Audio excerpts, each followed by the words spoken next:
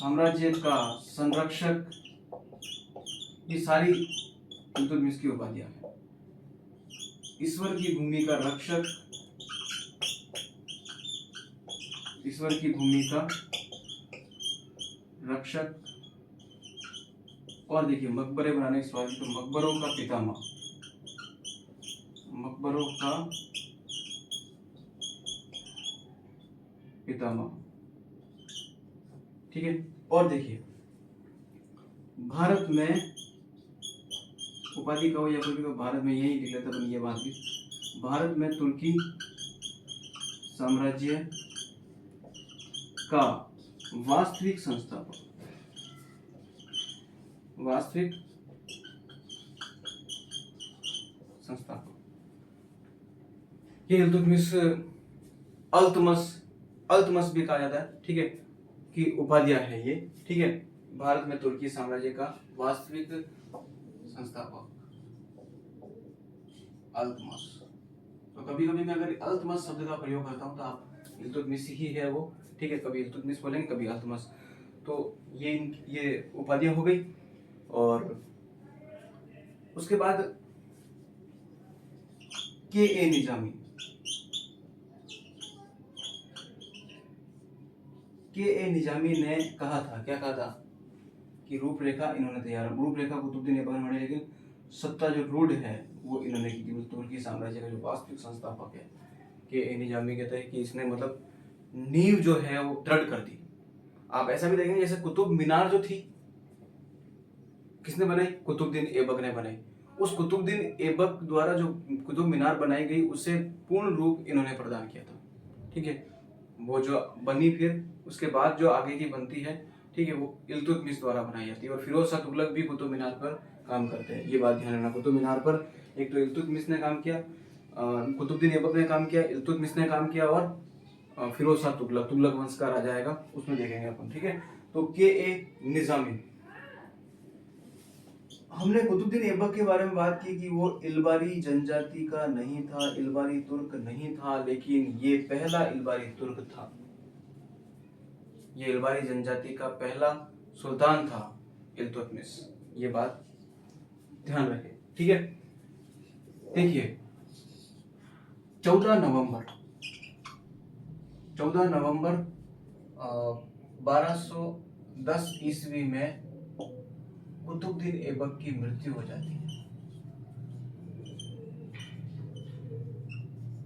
कुतुबुद्दीन ऐबक की मृत्यु हो जाती है, पोलो खेलते समय बात की थी। उसके बाद सत्ता को लेकर संघर्ष होता, तो आराम शाह शासक बन जाता। कौन बनता शासक कुतुबुद्दीन ऐबक के बाद? आराम शाह, ठीक है। आराम शाह 1210 ईस्वी में शासक बन जाता है। लगभग 8 माह तक शासन करता है। होता क्या है, दिल्ली के पास एक जगह है जूद या जड़, है ना, यहाँ पर एक युद्ध होता है जूद और जड़ में, ठीक है। जब कुतुबुद्दीन ऐबक की मृत्यु होती है तब इल्तुतमिश बदायूं का गवर्नर होता है। कहाँ का गवर्नर होता है? बदायूं का गवर्नर होता है, ठीक है।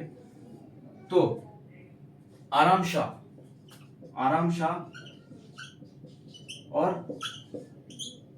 वर्सेस अल्तमस या इल्तुतमिश, ठीक है, इन दोनों के मध्य ये लड़ाई होती है, जूद या जड़ की लड़ाई, ठीक है। इस युद्ध में आराम शाह पराजित होता है और अल्तमस विजयी होता है, और दिल्ली की गद्दी पर कौन बैठ जाता है? लाहौर की गद्दी पर, क्योंकि राजधानी क्या है? लाहौर है, ठीक है। भारत की गद्दी पर, मतलब भारत में तुर्की साम्राज्य का जो सुल्तान बनता है फिर वो अल्तमस बनता है, और अल्तमस अपनी राजधानी कहाँ लेकर आता है? दिल्ली लेकर आता है, ठीक है। दिल्ली सल्तनत का पहला सुल्तान जिसने अपनी राजधानी दिल्ली बनाई थी, ये बात ध्यान रहे। तो दिल्ली को ये अपनी राजधानी बना देता है अल्तमस, क्लियर। अब भी कोई मतलब शांति का समय नहीं आया, क्योंकि अभी अभी राजा बना है, अभी अभी शासक बना है, तो कई सारी चुनौतियां हैं सामने, ठीक है। वो सामने उधर यल्दौज कुबाचा, ठीक है, उधर बंगाल में अली मर्दान खां, ये सबकी भी आंखें यहाँ दिल्ली की इस गद्दी पर थी, ये सबकी भी मतलब जो नज़र थी वो यही थी, क्योंकि कुतुबुद्दीन ऐबक का तो भाई था ये आराम से, पुत्र तो था नहीं, ठीक है। और वो भी अबुल फजल ने कहा है, ठीक है। और सिराज कहता उनकी बेटियां थी, लेकिन फिर भी दिल्ली पर मतलब ये इस गद्दी पर नजर इनकी सबकी थी, क्योंकि नया नया साम्राज्य बना था अभी। अभी ये क्या, पृथ्वीराज, सम्राट पृथ्वीराज चौहान भारत के राजा थे, ठीक है। उसके बाद कितना साल हुआ, मोहम्मद गौरी आया 1192 ईस्वी से लेकर के हम 1210 ईस्वी तक बढ़े हैं, लगभग 18 साल। तो 18 सालों में कोई इतना बड़ा साम्राज्य की सत्ता जमी नहीं है। तो इल्तुतमिश ने फिर ये बागडोर संभाली। अब देखिए यहाँ पर बहुत बड़ा खतरा भी आएगा एक, ये तो मैंने आंतरिक खतरे बता रहा हूँ, जैसे कि अपने ये कई स्थानीय राजाओं के खतरे भी हैं, ठीक है। उसके बाद विदेशियों के, फॉरेन से भी खतरे, मंगोल को लेकर के। तो इन सभी खतरों से लड़ेगा ये खतरों का खिलाड़ी इल्तुतमिश। देखिए अब क्या होता है कि सबसे पहले जो बात, लड़ाई का जो दौर चलेगा वो यल्दोज को लेकर के, क्योंकि भाई मंगोल आक्रमण तो होने ही वाले हैं, ठीक है। अब यल्दोज भी यहाँ पर क्यों आएगा, यल्दोज भी ऐसे क्या कारण है कि यल्दोज यहाँ आता है। देखिए जो ख्वारिज्म का शाह है ना, उसने भी वहां पर आक्रमण कर दिया गजनी पर, यल्दोज पर। तो फिर ये भागता हुआ फिर लाहौर आया, और लाहौर में कुबाचा को भगा करके ये मतलब ये जो सिंध मुल्तान का क्षेत्र है वहां पर बैठ गया। उसके बाद में बैठ करके ये इल्तुतमिश को पत्र लिखता है कि मोहम्मद गौरी के जाने के बाद में मुझे मतलब एक तरह से मैं उत्तराधिकारी, मैं मैन हूँ मतलब गजनी में, ऐसा उसको कहता है इल्तुतमिश को। तो मेरी अजिंदा स्वीकार कर, भारत पर मेरा हक है, ये है। इल्तुतमिश कहता है समय गया, वो बात और थी, आज समय कुछ और है, ठीक है। और कि इस गद्दी पर कौन बैठेगा, सुल्तान कौन होगा, आजा मैदान में, फैसला वहां होगा। तो युद्ध होता है तराइन का तीसरा युद्ध। तराइन का पहला युद्ध सम्राट पृथ्वीराज चौहान और मोहम्मद गौरी के बीच, दूसरा युद्ध भी इनके बीच में, और तीसरा युद्ध देखिए अब किन के बीच में होता है, तराइन का तीसरा युद्ध, तराइन का तीसरा युद्ध। इल्तुतमिश है ना, इल्तुतमिश वर्सेस ताजुद्दीन यल्दौज, इन दोनों के बीच में ये लड़ाई होगी 1216 ईस्वी में, ठीक है। तराइन का तीसरा युद्ध होता है। इस युद्ध में यल्दौज को बंदी बना दिया जाएगा और बदायूं में इसको बंदी बना करके इसकी हत्या कर दी जाएगी। तो युद्ध में विजयी इल्तुतमिश होते हैं। एक समस्या समाप्त यल्दौज को लेकर के, ठीक है। जीवन भर ये दुख देता है इसको।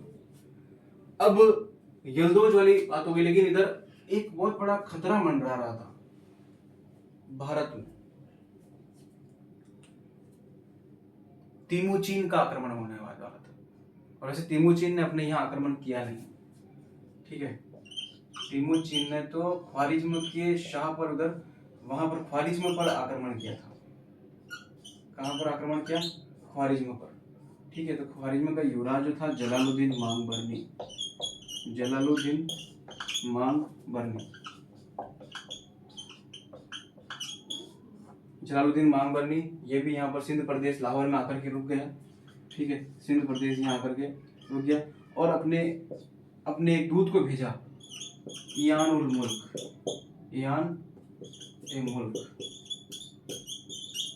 किसके पास भेजा, इल्तुतमिश के पास भेजा, और सहायता की लिए कहा कि भाई वो तिमुचिन आ रहा है, ठीक है। ये तिमुचिन कौन है, चंगेज खां, ठीक है। और जानना है तो इसकी जीवनी लिखी है जुबैनी ने, ठीक है, वो देख सकते हो, पढ़ सकते हैं, ठीक है।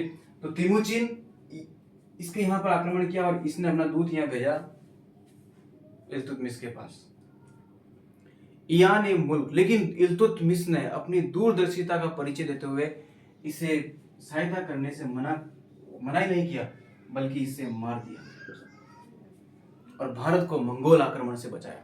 सोचो वहां पर तो वो खून की नदियां बहा रहा था, जहां से निकल रहा था, लाशें बिछा रहा था।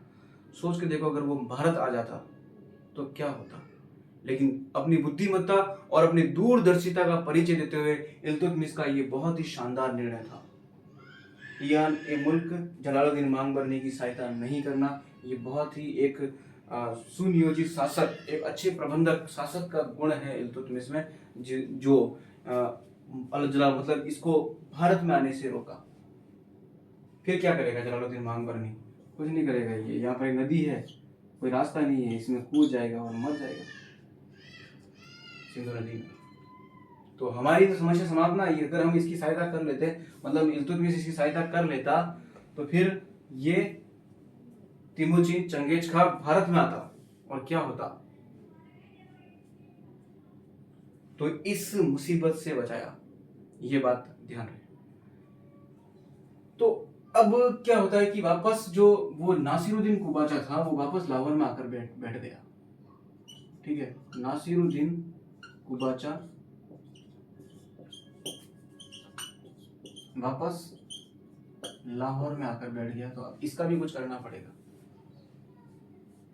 तो इस पर इल्तुतमिश ने अभियान किया और लाहौर पर आधिपत्य कर लिया। और फिर ये दूर जाकर के वापस वहां कोई दूर जाकर के बोले कि मेरे को लाहौर दे दो, ये सर्च रख रहा, संधि रख रहा है।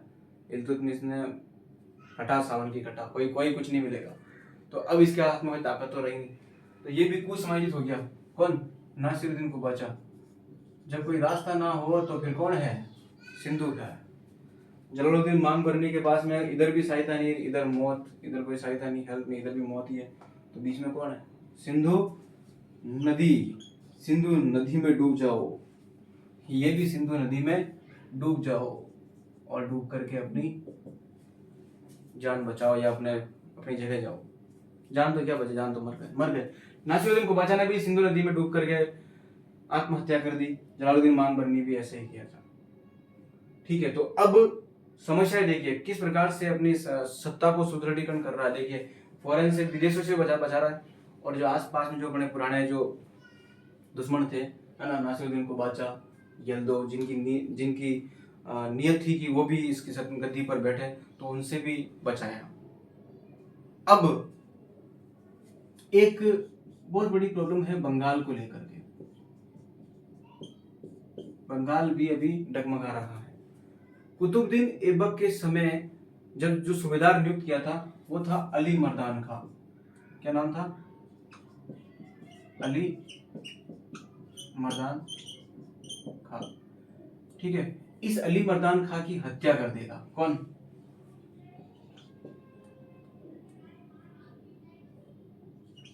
एवाज में शॉर्ट में लिखता हूं, एवाज, हसामुद्दीन अवाज, शॉर्टकट में ये याद रखें आप ये वर्ड।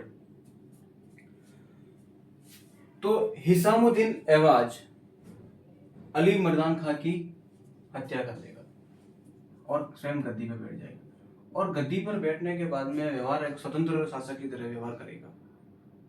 स्वतंत्र शासक की तरह व्यवहार करेगा। तो फिर इल्तुतमिश इसके पास एक व्यक्ति भेजता है, अलाउद्दीन जानी। अलाउद्दीन जानी किसके पास? पूरा नाम लिख लेता हूं मैं,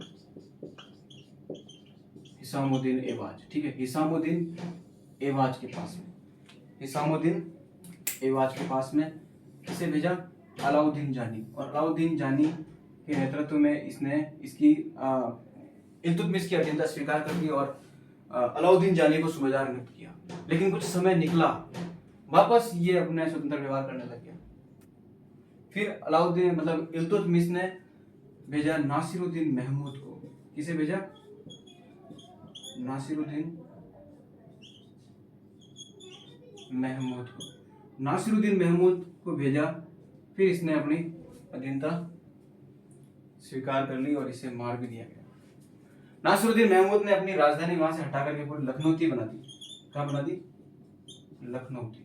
लेकिन नासिरुद्दीन महमूद पता है कि मंगोल आक्रमण पर जब उस अभियान पर जाते हैं, ठीक है, और वहां पर ये वीर गति को प्राप्त हो जाएगा, हत्या हो जाएगी।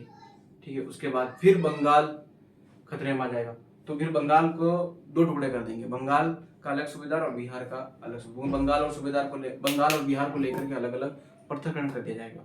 ठीक है, तो ये थी बंगाल की पूरी एक कहानी। ध्यान रहे, अली मर्दान खां, हिसामुद्दीन ऐवाज, अलाउद्दीन जानी, नासिरुद्दीन महमूद, ये पूरा कॉन्सेप्ट वाइज आप समझते रहे। ठीक है, समझ नहीं आए तो वीडियो को दोबारा देखें, और समझ में नहीं आए तो कमेंट बॉक्स में कमेंट कीजिए कि हमें ये चीज़ समझ में नहीं आई है, तो मैं उसे दोबारा उसकी विस्तार से उसकी एक अलग से छोटी क्लिप वीडियो बना करके मैं जरूर लेके आऊँगा। ठीक है, तो ये इल्तुतमिश का एक संक्षिप्त कहानी अभी खत्म नहीं हुई है, लेकिन अगले वीडियो में इल्तुतमिश को लेकर के हम फिर दोबारा बात करेंगे। तो हम जानेंगे अगले वीडियो में कि इल्तुतमिश के बाद रजिया सुल्तान क्यों आती है। एक इस्लाम साम्राज्य में एक महिला सुल्तान बनती है, बहुत बड़ी बात है। और इल्तुतमिश का ये बहुत बड़ा न्यायपूर्ण निर्णय है। उस समय उस दौर में एक बेटी को प्रमोट करना एक बहुत बड़ा महानता का कार्य है।